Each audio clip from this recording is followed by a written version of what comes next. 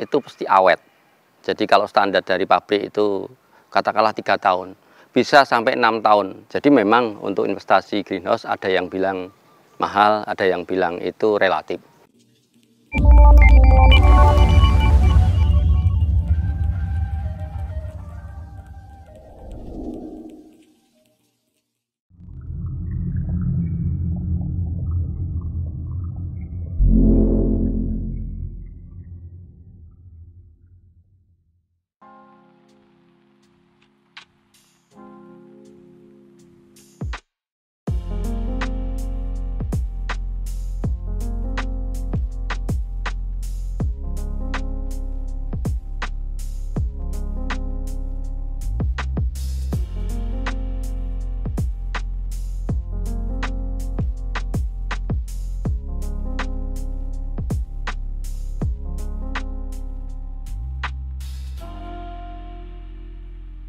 Nama saya Heru Prapmono, ya. Saya tinggal di kota Solo, Surakarta, Jawa Tengah. Saya bekerja sebagai kontraktor untuk pembuatan greenhouse. Lokasi saya ada di Surakarta juga. Saya membuat greenhouse untuk area di seluruh Indonesia. Kalau bicara tentang greenhouse adalah sistem merekayasa dari satu tanaman yang dulunya itu tumbuh dengan baik, tetapi ada penelitian bahwa sinar matahari ultraviolet tidak semuanya itu membantu pertumbuhan tanaman. Maka dibuatlah greenhouse dengan atap plastik UV. Tujuannya apa? Untuk memaksimalkan tanaman supaya berhasil dengan baik. Fungsi dari greenhouse sendiri sebenarnya menangkap sinar matahari, hanya ada pengurangan dari sinar ultraviolet. Tahap-tahapnya apa? Yang pertama adalah lokasi. Lokasinya kira-kira mencukupi. Berapa yang harus kita buat? Kira-kira cukup enggak dengan hasil yang nanti kita harapkan? Ada perhitungan sendiri ketika kita sudah punya hitungan dari berapa produksi yang akan dihasilkan, diharapkan nanti dari greenhouse itu maksimal. Itu yang pertama. Yang kedua, lokasi itu penting, di mana ada lokasi yang tidak datar, ada yang lokasi miring. Sebaiknya sih lokasi datar walaupun miring, tapi bisa dibuat dengan rekayasa, misalkan bentuk terasering. Yang ketiga adalah seberapa kira-kira kekuatan dari greenhouse. Greenhouse itu sebetulnya juga ada batas kekuatan, karena dia hanya bentuknya dari pipa besi, bahkan ada yang dari bambu, dari pralon. Makanya kita hindari untuk daerah itu angin yang cukup gede. Kalau ada angin yang gede, mestinya kita rekayasa dengan kekuatan dari greenhouse itu sendiri. Yang ketiga, kekuatan itu bisa ditanggulangi dengan apa? Dengan bahan baku. Bahan baku kalau memang tidak terlalu cukup angin, bisa dengan greenhouse pakai bambu. Tapi kalau cukup besar anginnya, bisa pakai pipa hulu, bisa pakai pipa IWF, tergantung dari lokasi itu. Jadi intinya bahwa greenhouse memerlukan tahap-tahap sebelum kita membuat greenhouse itu.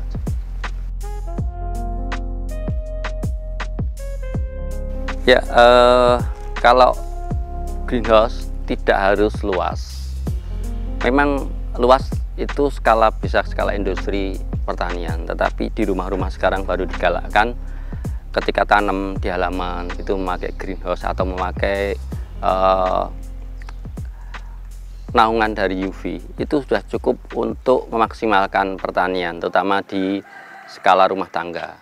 Sekarang tuh banyak di halaman-halaman rumah itu sudah ada sistem hidroponik, di mana itu bisa menghasilkan cukup banyak misalkan sayuran, buah-buahan yang sangat membantu untuk ketahanan pangan Indonesia.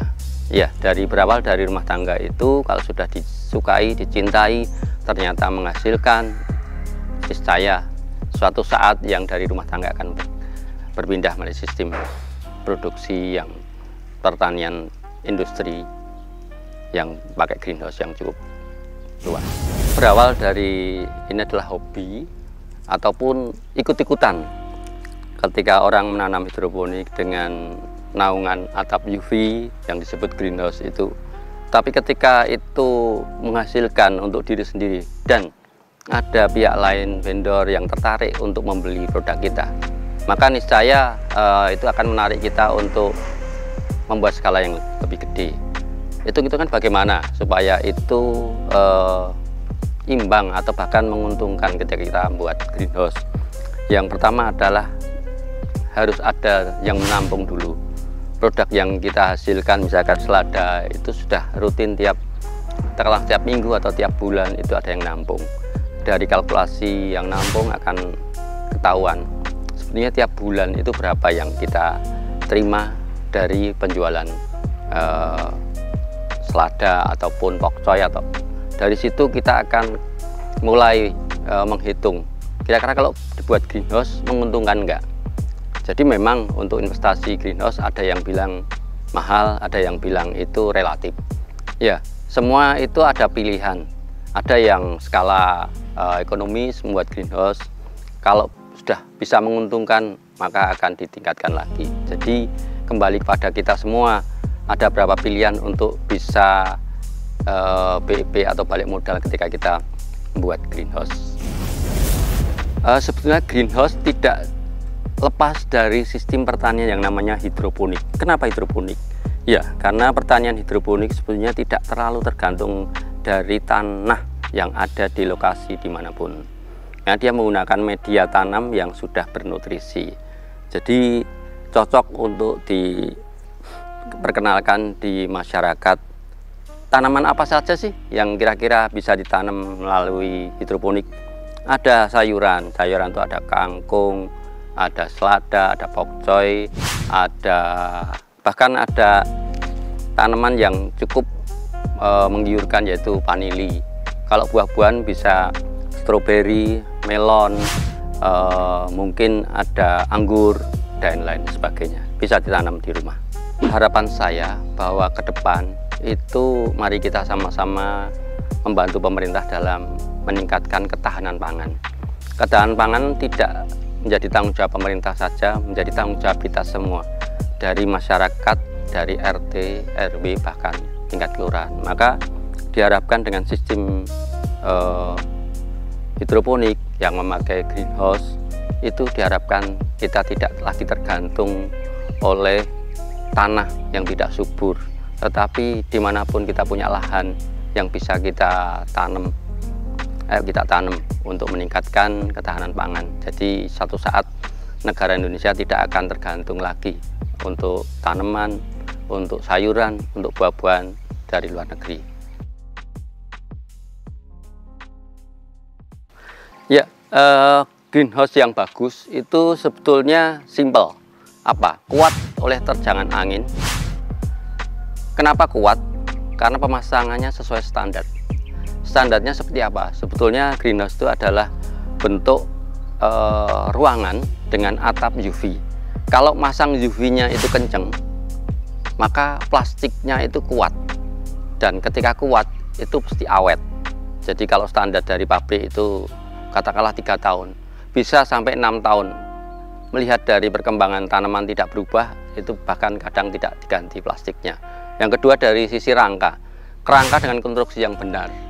Walaupun dengan biaya yang minimal atau memakai bahan yang tidak terlalu tebal, tidak terlalu banyak, tetapi pakai konstruksi yang benar, itu kuat. Jadi kalau membuat greenhouse, satu, pakailah konstruksi yang benar. Yang kedua, pakailah alat pendukung yang benar, misalnya UV yang tepat dan penjepit UV itu untuk mengawetkan dari penggunaan UV itu sendiri.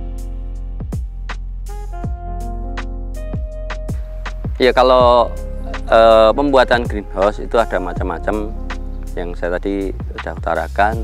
Ada dari peralon, ada dari bambu, kayu, ada yang dari pipa, ada yang dari hulu, bahkan ada yang dari rehab. Kalau saya sendiri sebenarnya spesialis di hulu galvanis, di mana saya membuat itu dengan dasar bahwa hulu galvanis adalah masih cukup terjangkau dibanding kalau kita pakai IWF, tetapi kekuatannya juga sudah bagus, itu di atas dari 15 tahun masih kuat dengan konstruksi yang sudah kita perhitungkan. Misalkan jarak antar tiang itu 3 meter, itu selain kekuatan dari pipa itu sendiri, juga untuk menahan plastik cukup aman kalau jarak 3 meter dengan penopang dari pipa hulu galvanis.